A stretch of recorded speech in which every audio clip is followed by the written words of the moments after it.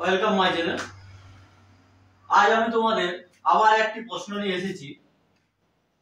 545454 5,45,454 ভাজিত x সমান 10,101 10101 হলে x এর মান কত? এই x এর মান কিভাবে বের করবে তা আমি তোমাদের বোঝাচ্ছি। এখানে তোমরা লক্ষ্য করো, এই 545454 এই সংখ্যাটির সঙ্গে x ভাগ আছে এবং ভাগফল বার হয়েছে 10101 এই সংখ্যাটি। এরকম যদি প্রশ্ন থাকে তাহলে x এর মান বার করার জন্য সরাসরি এই সংখ্যাটিকে এই সংখ্যাটি দিয়ে ভাগ করব। তাহলে এখানে আমরা এই 545454 কে ভাগ করব 10101 দিয়ে। তাহলে ভাগ করলে কত হচ্ছে?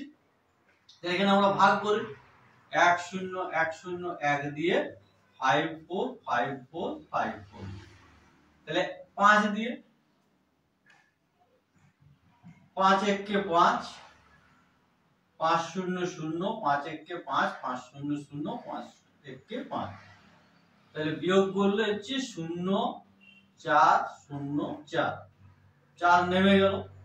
তাহলে এখানে আবার 4 দিয়ে 4 1 কে 4 0 4 1 কে 4 0 4 1 কে 4, তাহলে ভাগফল পেলাম আমরা 54। তাহলে x এর মান বার হয়ে গেল 54 অ্যানসার। তাহলে এরকম যদি প্রশ্ন থাকে তোমরা সরাসরি ভাগ করে দিও, তাহলে উত্তর পেয়ে যাবে। ভিডিওটি ভালো লাগলে চ্যানেলটি লাইক করো, সাবস্ক্রাইব করো এবং বন্ধুদের সাথে শেয়ার করো।